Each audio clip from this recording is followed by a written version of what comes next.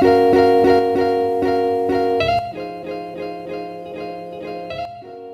ubah hari ini, tadi saya hari ini jam 2 udah di bawah di mall. Saya kerjain ini. Kenapa last minute saya ubah? Karena tadinya saya masukin lebih ke transfer knowledge, lebih kayak yang applicable, yang practical, tentang sales dan lain-lain. Cuman saya untung ya sih. Kalau nggak udah gumuh nih bentar lagi. Yang begini baru mulai. Oke, jadi saya ubah kenapa? Saya sadar bahwa saya basically di sini partner yang tidak aktif day to day-nya di sini. Jadi saya belum pernah punya kesempatan untuk memperkenalkan langsung siapa sih ini orang. Sedangkan salah satu faktor penting dari network marketing, dari multi level marketing adalah siapa sih yang mendirikan perusahaannya. Seperti itu. Oke. Jadi tapi tetap karena udah terlanjur di blast, temanya nggak bisa diubah. Mission possible. Mission possible. So saya mau kenalin dulu. Ini saya lagi di pasar.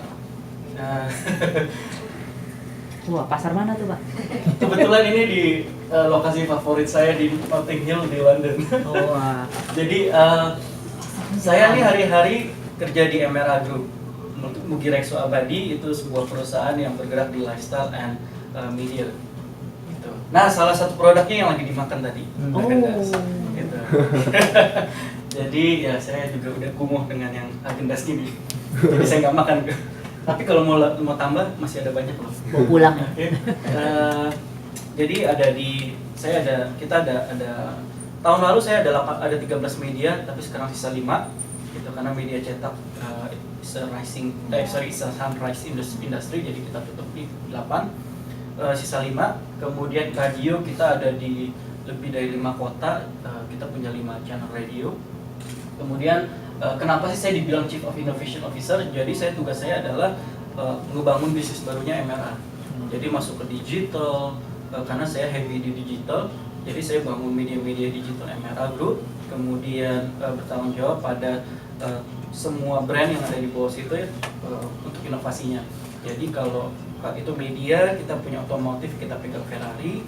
Surprisingly Ferrari di Indonesia itu, jadi nanti kalau member yang udah sukses banget beli Ferrari sama saya pasti diskonnya gede. Bener ya, Pak? Bener. Dijamin gitu. Jadi Ferrari itu juga under kita. Itu kalau otomotif. Dulu kita punya Harley, dulu punya Maserati, terus Lamborghini enggak. Sekarang udah dilepas semua gitu. Kemudian kita juga ada di retail, ada Bulgari, ada Bang & Olufsen, Omega, terus kita ada lagi properti Bulgari Hotel, kemudian kita punya building di Divisi Matupang, kemudian hotel lagi Four Seasons di Bali. Seperti itu. Jadi saya di grupnya di holding, board of director, saya tanggung jawabnya macam-macam. Jadi saya investor di Venema Pictures, itu perusahaan wedding videography. Bedelove itu jaringan jaringan baby shop. Saya ada 14 baby shop di lebih banyak di suburb. Gitu. Kemudian Harum Energy itu coal mining. Itu kemudian Geofmax ini sepatu. Gitu. Co-founder Kinara Indonesia ini ke venture capital. Satu lagi kok nggak ada ya, nggak kekirim. Satu lagi itu saya ada yang kenal Dian Sastro. Nah, saya partneran sama dia untuk Frametrip.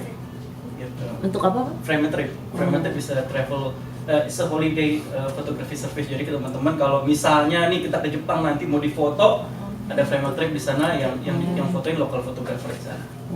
Harus tuh, Pak, nanti. Oke, ini yang saya percaya, I believe in hard work, gitu. Jadi buat saya kunci dari semua orang sukses yang saya belajar dari dulu sampai sekarang yang nggak bisa berubah adalah hard work.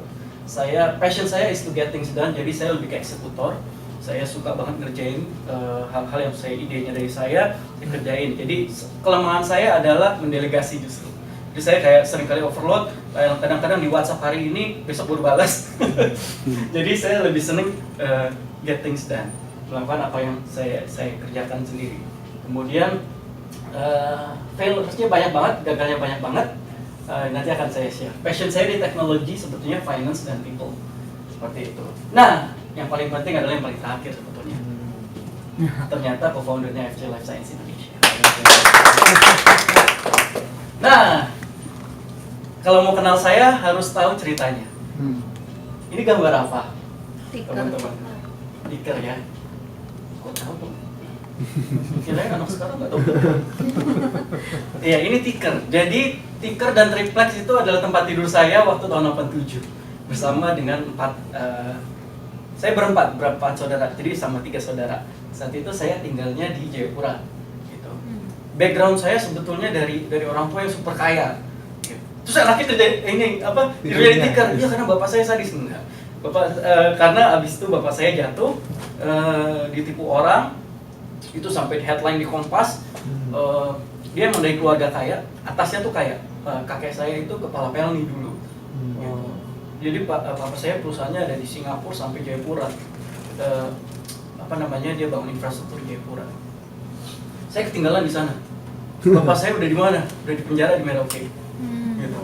Jayapura di atas, papa saya di bawah. Dan papa saya tidak mengizinkan kita semua anak-anak lihat keadaan dia kayak apa. Itu tahun 87, jadi ini saya kelas 2 SD. Tahun 87 ini yang sahabat saya itu ticker. So, saya decide saya ngerasain banget yang namanya miskin. Saya ngerasain banget yang namanya tiap ke sekolah tuh berat banget. Karena apa? Saya tahu saya pasti telat bayar sekolah.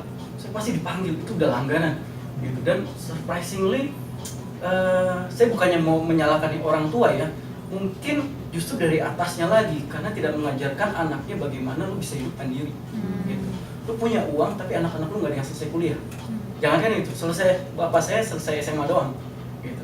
Karena dia pikir dia orang kaya, dia buka perusahaan, dia pikir itu bisa jadi shortcutnya dia dan berhasil.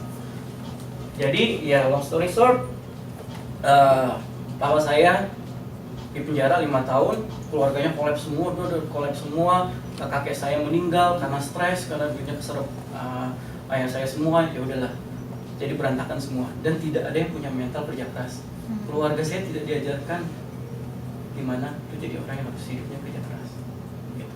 Jadi hal yang paling buruk dari orang yang ada di atas itu adalah waktu dia ada di bawah, dia masih punya mentalitas kayak orang kaya. Buat saya itu yang saya alami di hidup saya. Jadi dia tetap berpikir gue orang kaya, padahal nggak punya apa-apa.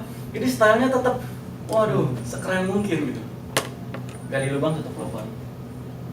Oke, itu cerita singkatnya. Kalau panjang nanti saya nangis di depan. Oke, tadi saya bilang saya belajar dari kegagalan. Nah teman-teman, ini istri saya. Ini sama Frematrip lah, iklan malah perusahaan lain. Saya hampir gagal kuliah, yaitu karena pas lagi Krismon. Terus saya kuliah di Australia kebetulan, masih sempat saya berangkat ke Australia, saya kerja di sana, tapi sempat berhenti 1 tahun karena Krismon. Saya pulang, nggak bisa bayar uang sekolah lagi di Australia, pulang ke Indonesia. 1 tahun saya kerja di Indonesia jadi property agent, gitu. Jadi property agent. Habis itu balik dengan duit yang ada, saya balik lagi ke Australia. Saya kerja di sana sambil coba nyelesain kuliah di sana, tapi tetap biayanya waktu itu tinggi banget. Terus Krismon dolarnya naik, tapi puji Tuhan saya selesai dalam 3 tahun 8 bulan saya selesai. Tapi saya ngomong sama, itu di luar cuti 1 tahun, jadi usia 4 tahun di tahun bulan. Tapi saya ngomong sama saya punya dekan. Kalau di sini dekan ya, saya ngomong, saya datang ke ruangannya, saya bilang saya mau selesai kuliah, karena pikiran saya suka kalau presentasi ngomongnya teman-teman, saya nggak mau ngulangin yang terjadi sama keluarga saya, gitu. Jadi saya harus selesai kuliah, saya bilang, saya nggak mau kayak orang tua saya harus selesai kuliah. Saya nggak tahu saya bisa bayar atau enggak, saya bilang gitu. saya nggak tahu, saya nggak bisa bayar, saya bisa bayar atau enggak, tapi saya pasti selesai kuliah. Kemudian dikasih loh, jadi saya dikasih kuliah aja gitu, tapi saya harus bayar, tapi nggak tahu kapan. Gitu. Ternyata saya dikasih, jadi favor juga. Jadi saya akhirnya lulus, kemudian pulang ke Indonesia. Saya kuliahnya computer science. Saya pikir, karena waktu itu kata orang, lu kalau kuliah IT lu bakal pulang jadi kaya. Sampai sini gila nggak ada kaya. Gaji waktu itu cuma 2005, saya lulus gaji waktu itu cuma 2 juta. Gila nih. Jadi nah kebetulan saya coba usaha catering ini. Saya mulai dari sebelum kuliah, pas kuliah. Jadi saya kuliahnya di Australia, tapi saya bikin bisnis di Indonesia gitu. Jadi saya bikin bisnis itu lucu. Jadi waktu itu Bread Talk tuh baru ada di Indonesia. Kebetulan saya masih keluarga dengan Om Joni. Kemudian dia itu, tapi bukan keluarga langsung, bukan. Jadi dia ngasih saya kesempatan tuh supply cateringnya deh. Oh ya udah, saya supply tuh cateringnya. Saya tinggal pulang ke Indonesia, saya ketemu satu deket sini nih di Arjuna. Saya ingat banget. Saya ketemu satu satu restoran gitu ya. Restorannya tuh rumahan, tapi rame. Saya pitching deh, saya ngomong sama ibunya. Ibunya udah senior banget. Saya ada ini bisnis pertama saya ini. Saya ada kenalan sama Bread Talk. Dia kasih kesempatan untuk supply catering gitu. Ya udah, jadilah saya penyuplai catering Bread Talk. waktu itu ada di Kelapa Gading dan Taman Anggrek pertama. Lumayan banget. Lumayan bantu saya kuliah juga. Jadi saya tetap di Australia, tapi di situ saya nggak ngerti bisnis. Jadi walaupun saya dekat, tapi manajemennya Joni Andrea itu bagus sekali. Kalau lu nggak bisa bersaing sama kompetitor, lu pasti mental gitu, walaupun keluarga. Akhirnya saya mental karena setelah saya mentalnya, saya balik ke Indonesia, saya cek, saya ingin tahu kenapa sih gua kalah. Oh ternyata kompetitor tuh ngasih ke manajer. Jadi setiap satu piring itu dikasih 1.000. Jadi kali aja berapa banyak tiap hari dan tiap bulan. Oh saya mainnya begitu toh. Saya nggak bisa tuh main gitu. Ya udahlah, biarin aja, pengalaman gak ya. Terus saya akhirnya bikin sama teman perusahaan printing. Bikin printing gagal juga, malah lebih cepet lagi. Terus di 2 kali gagal lumayan sih. Kalau ini saya waktu kerja di Australia bisa beli mobil dulu di Indonesia. Saya ingat mobilnya Panther second. Habis itu saya jual. Mobilnya saya jual buat modal. Habis bablas cuma 6 bulan kali. Gila nih, bisnis susah banget. Akhirnya saya putusin untuk kerja. Gitu. Saya kerja saya pulang, saya kerja di bank selama 8 tahun. Kenapa saya kerja di bank? Saya ini seneng banget dengan entrepreneurship. Gitu. Jadi kalau teman-teman googling saya, nama saya kebetulan sampai saat ini puji Tuhan nggak ada yang negatif. Jadi saya banyak terlibat di dunia entrepreneurship dulu, gitu. Mulai dari 2011. Jadi saya di bank itu, kenapa saya pilih bank? Saya waktu itu mikir begini, ini gue kayaknya terlalu muda, lulus kuliah nyoba usaha gagal mulu. Kayaknya gue mesti belajar deh sama orang. Saya pikir gimana caranya ya? Kerja di bank aja. Kalau kerja di bank, saya ngasih kredit kan, saya memang udah langsung, saya bilangnya gini, setiap orang harus punya blueprint hidup. Blueprint, teman-teman tahu, blueprint itu dasarnya kalau ngebangun rumah. Blueprint hidup tuh harus ada. Jadi saya memang bikin blueprint hidup saya ngapain. Oke, gue harus jadi pengusaha, habis itu gue harus kerja di bank dulu deh. Bagian apa? Kredit. Kenapa saya pikir saya bagian kredit? Karena kalau saya misalnya nih, saya ketemu Niko pengusaha kecap gitu ya, butuh kredit, saya bisa dapat semuanya tentang kecap. Dia harus kasih saya semua data keuangan, data supplier, data buyer, itu saya yang teleponin gitu. Dari manajemen trainee saya kerja, kemudian dalam 4 tahun itu saya udah bisa megang di Jakarta saya udah megang divisi kredit itu untuk Jakarta Pusat dan Jakarta Selatan. Gitu. Tapi saya juga selalu memilih sih teman-teman, saya selalu milih company yang memang saya tahu saya bisa berkembang di situ. Saya dulu pertama kali kerja di NISP, sekarang namanya OCBC NISP. Itu perusahaan bagus banget. Itu gue benar-benar buat research, bank apa sih yang bagus di Indonesia? Ternyata salah satunya tuh NISP. Secara fundamental ya, itu bagus sekali.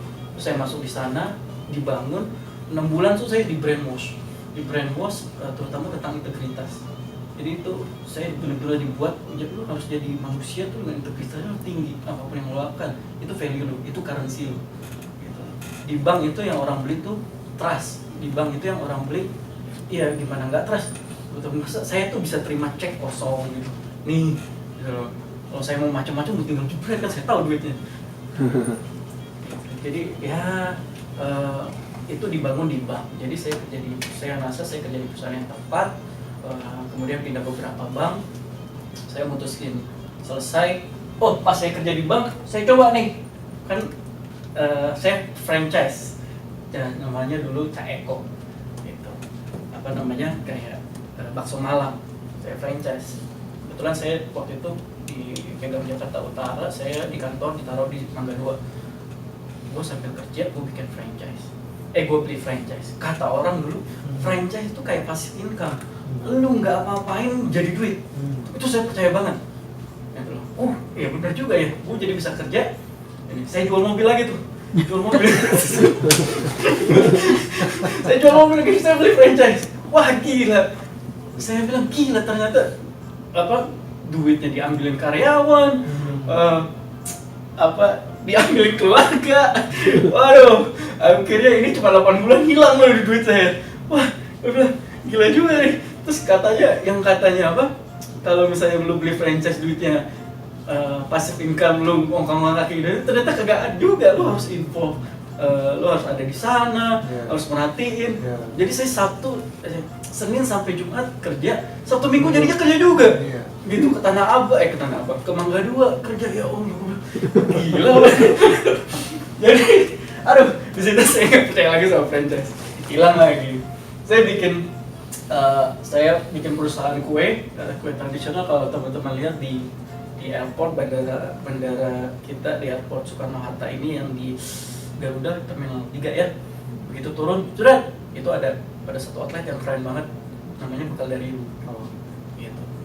Nah itu saya juga sama-sama buka di situ. Bikin usaha ini mulai dari awal banget. Kenapa namanya Bekal Dari Ibu? Bekal Dari Ibu karena konsepnya ini benar-benar kayak ini kan makanan tradisional yang kita branding, gitu. Yang kita anggap nih dari ibu untuk anak, dari ibu, brandingnya begitu. Tapi yang paling terjadi, kembali lagi saya salah nemuin partner. Jadi ini investment terbesar saya selama saya hidup. Usaha kue ini investment, dia nggak pakai capital, saya yang pakai duit.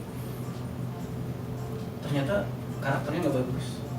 Ini saya juga belajar, ini orang sebetulnya quite famous gitu, jadi agak cukup, dia pun bicara di sini, bicara di sana, gitu. CV-nya itu ada megang brand-brand tuh bagus-bagus banget, kerjanya dari Amerika. Tapi ternyata karakternya itu tidak bisa megang duit, nggak bisa ngeliat duit banyak, jadi sering ke outlet ngambil duit, itu tangkal gitu. Saya percaya aja, jalan berapa bulan, gila nih duitnya kemana semua nih, biar beli gitu. Akhirnya saya putusin untuk, karena buat saya karakter orang itu, saya diajarin di bank, karakter orang itu dilihat dari duit. Kalau udah masalah duit, itu dia seperti apa. Saya bersyukur karena di bank itu dididik, duit itu bukan segalanya. Currency lo tuh integritas, trustnya orang kepada lo tuh integritas. Oke? Ini gagal lagi, terus bikin lagi bukan digital, gagal lagi. Tapi ya buat saya memang manusia itu semakin besar saat memang harus mengalami kegagalan satu, kegagalan lain sih. Gitu. Oke, ini dari saya. Ini kenapa AFC sih? kenapa saya ngerepotin diri nambahin satu lagi? Karena buat saya kerja di Emera Group itu, saya partner by the way di Emera Group, bukan cuma kerja, jadinya kebetulan banget saya ya itu balik lagi ya teman-teman, kalau lu punya integritas, orang percaya ya ada aja lah ya, yang berkat yang dikasih. Jadi buat saya sih saya nggak pernah bermimpi.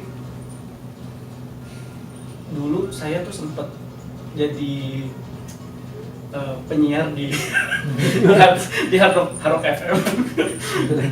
Jamnya jam 9 sampai jam 12 malam. Gua nggak tahu siapa yang denger. Maksudnya dari penyiar terus sekarang jadi shareholder dan BOD di Emera Group itu yang saya juga nggak tahu jalannya gimana, tapi buat saya sih itu bagian dari menjaga nama baik, menjaga integritas hidup aja sih, seperti itu. Dan emang kerja keras selalu pasti ada hasilnya, itu nggak mungkin formulanya tuh nggak mungkin gagal. Kerja keras sama dengan sukses itu nggak mungkin gagal. Jadi kenapa terus Ernest nih nggak ada sih, padahal saya mau bully dia nih kalau dia ada. Kabur ya Pak emang. Jadi Ernest ini saya ketemu, di videoin tapi. Ernest sih waktu datang ke Indonesia, masih ada waktu. Ernest waktu dia datang ke Indonesia itu lucu banget. Nas, itu lucu banget. Jadi dia datang ke Indonesia, dia emang sukses banget di Amerika. Itu real, itu benar. Dia jual company-nya di Amerika, datang ke Indonesia. Itu lucu banget. Dia bahkan nggak bisa bayar. Saya waktu itu makan sama dia nggak bisa bayar tukang es. Karena dia masih bingung, nominal kita nolnya banyak. gimana gitu. Dia tuh dari SMA kan dari luar. Dia kan biasanya kan 1 digit, 2 digit, paling tinggi kan 1.000 dolar. Gitu. Ini kan 20, ini cuma perkara 20.000. Dia kebingungan, dia buka dompet, gimana cara ngitung? Mau bayar es aja dia bingung. Gitu. Terus datang ke showroom, dia mau beli mobil, datang ke showroom, terus wah ini nggak ada nih di Amerika, gitu. Saya mobilnya tuh apa ya? Honda Odyssey, satu lagi Odyssey siapa sih namanya? Audisi. Satu lagi selain Odyssey.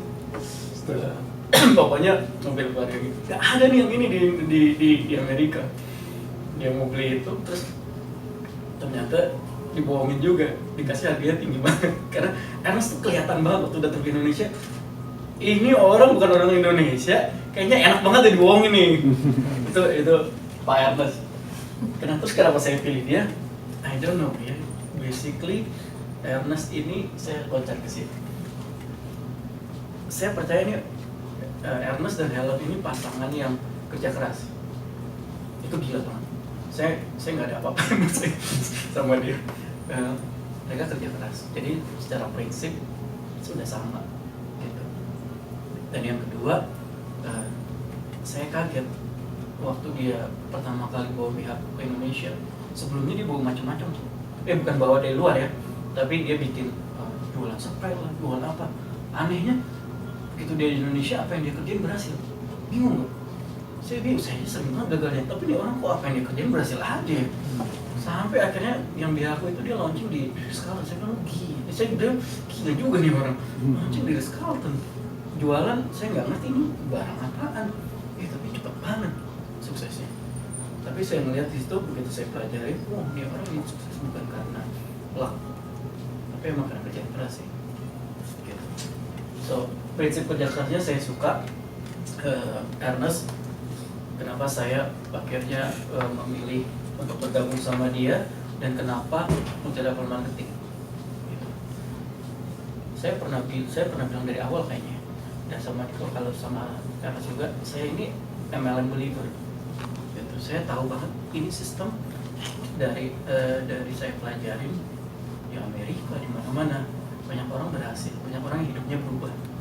Gitu. That's why saya mau. Saya benar-benar yang terjadi di Indonesia itu memang oknum sih. Buat saya oknum-oknum yang merusak nama baik MLM. Buat saya sistemnya sih nggak ada salahnya, sistemnya bagus. Gitu. Terus ya sebetulnya dengan dengan profilnya saya yang macam-macam, diversifikasi bisnisnya macam-macam, agak ambil resiko juga ngambil MLM dengan image-nya gitu. Cuman saya pikir saya waktu itu bilang sama Cishanti ya, saya ini fans beratnya MW. Tadinya saya minum Nutrilite tuh nggak pernah habis, maksudnya nggak pernah stop. Sekarang ganti SOP, gitu, ya ganti. Itu tuh nggak pernah selesai. Saya pasti beli terus. Terus kebetulan waktu saya kerja di bank, ada yang tahu Robert Angkasa? Ya. Nah, Robert Angkasa tuh klien saya.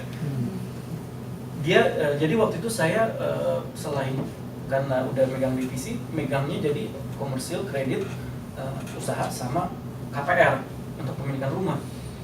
Saya bingung. Gini kan, dulu itu di bank agen MLM itu di blacklist, gitu. Susah dapat kredit. Tapi ini Robert Angkasa, siapa yang berani nolak? Robert Angkasa nyampe di saya, keputusannya di saya. Lu bisa kasih, lu berani kasih atau enggak? Lu berani rekomend atau enggak? Tuh gue lihat dulu rekeningnya, ini nggak salah nih. Mana rekeningnya? Tiap bulan masuk 500 juta. Itu tahun saya keluar tuh 2011, itu masih awal 2007 2008. Sebulan tuh 500 juta masuk, nggak pernah diambil. Ini jadi rekeningnya duitnya masuk mulu 500 juta sebulan, 500 bulat sih, nggak tahu dari mana. 500. Ini gimana gua analisanya? Nggak ada duit keluar, tapi masuk terus. Dia ngasih setahun, jebret nih. Hitung aja 500 juta sebulan kali 12 bulan. Itu Robert Angkasa. Saya bilang gila nih. Bener banget. Saya mau jadi kayak direktur bank aja juga nggak mungkin kayak segini sebulan.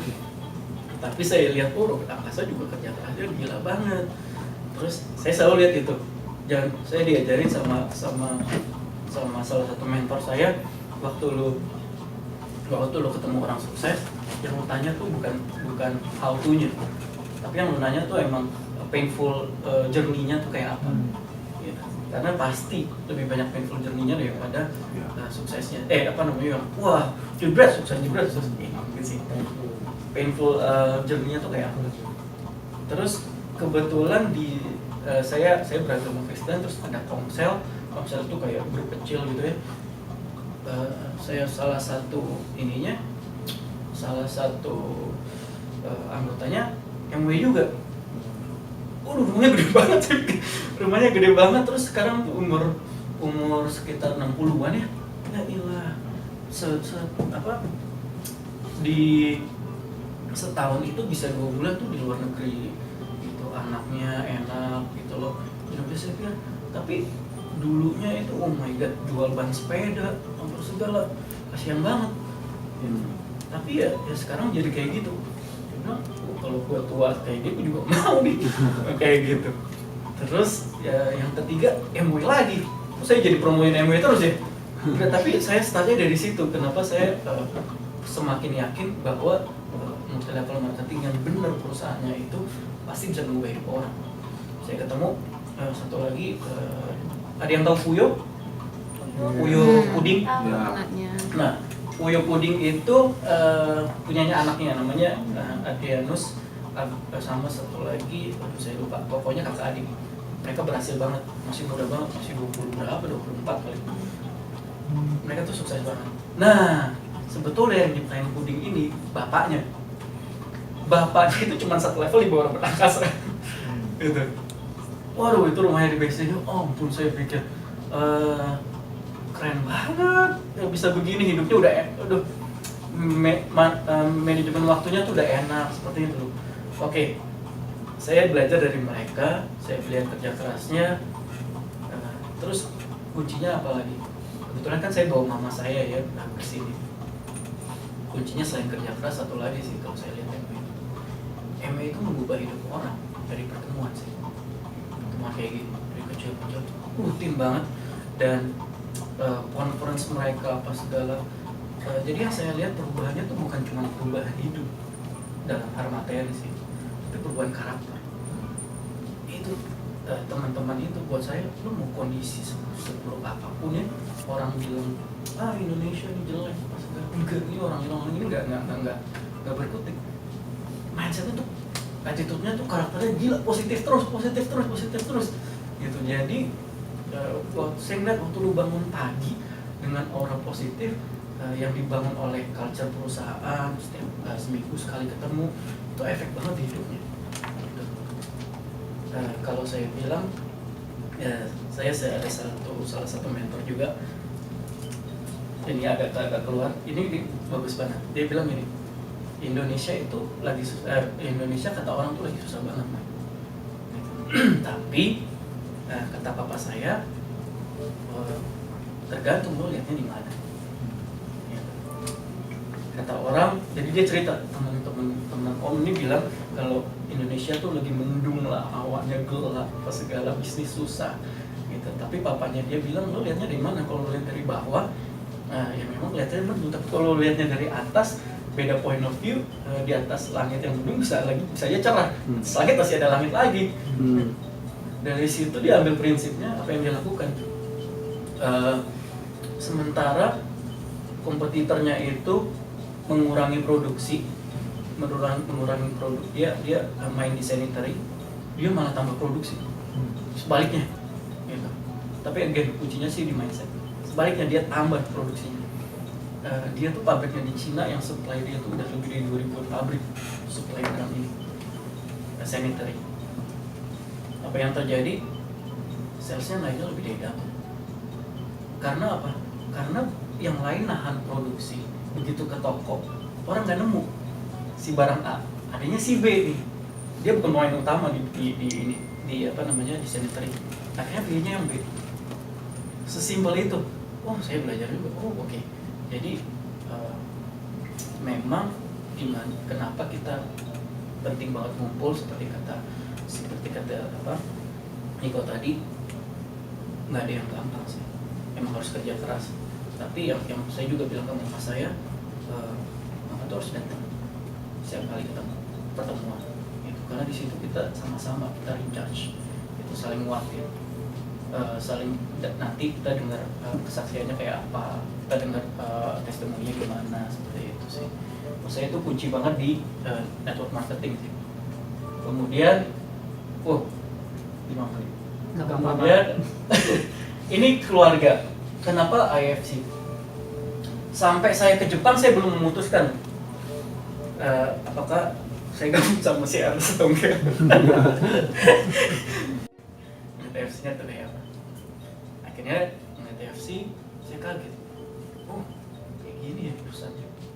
Wah, hebat amat. Jadi saya sangat-sangat encourage teman-teman kalau bisa kejar 5 diamond, langsung berangkat ke Jepang, itu bagus sekali. Itu benar-benar mengubah confidence kita untuk jualan. Tapi yang penting adalah spiritnya tuh memang ohana, keluarga. Itu yang saya pingin ngobrol sama Ernest. Boleh nggak AFC itu di Indonesia itu spiritnya tuh sama, keluarga, saling support, jangan saling apa namanya, jatuhin, jangan merusak brand, jangan merusak apa namanya, yaitu jual di Tokopedia apa segala dibanting harga. Tapi kalau keluarga itu saling jagain bisnisnya. Ada yang sulit dibantu seperti itu. Itu yang saya pingin. Spiritnya itu harus keluarga. Terus saya waktu itu di awal tanya dulu sama Nas, visi lu apa? Gitu. Visi lu jadi kaya dalam 3 tahun, abis itu lu ganti bisnis, atau lu mau jadi kayak MW yang apa? Jangan itu. CNA aja saya demen. Jadi saya kalau bilang apa namanya, saya lebih suka yang sustain, yang bisa diturunin ke anak cucu. Gitu. Saya lebih suka bisnisnya kayak gitu. Lu maunya gimana? Kalau lu cuma mau 3 tahun kaya, gue berasa lu bisa sih. Tapi gue nggak mau ada di sana. Gitu. Unless lu emang mau bangun culture, lu mau bangun orang kayak MW, hidupnya panjang, hidup perusahaannya panjang, atau AFC-nya dia udah sekian lama. Gue maunya kayak gitu. Kalau kayak gitu kita bareng-bareng. Ya udah, jadi memang itu plannya, emang itu visinya. Oke. Nah itu pun agak detail. Oke, lifetime produk berapa lama kita sama pelajari. Habis itu gimana caranya, saya tanya gimana caranya lu bakal long lasting lebih dari 3 tahun, 4 tahun, 5 tahun. Terus saya tanya semua gitu sama Ernest. Jadi kejawab ini langsung dua-duanya saya ngomong. Jadi kenapa AFC, begitu datang ke sana saya impress sama culture-nya, impress sama perusahaannya, impress dengan produksinya dan komitmen mereka, dan saya pingin kita sama kayak mereka, culture-nya juga, dan kekeluargaan itu penting banget sih menurut saya. Kemudian yang terakhir sih Jepang. Jadi mindsetnya bukan uang lagi. Konsepnya surprisingly teman-teman yang konsepnya bukan uang. Konsepnya itu passion. Emang dia ngerjain apa yang dia suka. Habis itu contentment. Jadi fulfill apa yang dia kerjain tuh bikin dia happy gitu. Saya dulu ditanyain orang, bedanya lu tau passion lu apa, itu gimana? Oh gampang. Kalau lu kerjain satu hal and then lu nggak pernah ngerasa capek, itu passion lu. Gitu. Atau kalau lu masih ngerasa kayaknya gue pingin tuh jadi kayak orang gitu, berarti lu belum nemu passion. Bukan berarti lebih ke iri ya, lebih ke iri hati, bukan lebih kayak tuh gue mau jadi kayak dia nih, motivasi gue nih. Tapi lebih ke iri buat saya itu sih bukan lu belum ngerjain passion. Nah, jadi saya malah nemuin orang-orang yang gitu, yang dia ngerjain apa yang dia suka, uangnya datang karena ya hasil pekerjaannya tuh excellent gitu. Uangnya datang, terus dia juga happy. Pokoknya begini nih. Gitu. Itu sih, itu motivasi saya sih. Gitu. Saya kan nggak mau yang kecil susah sekolahnya.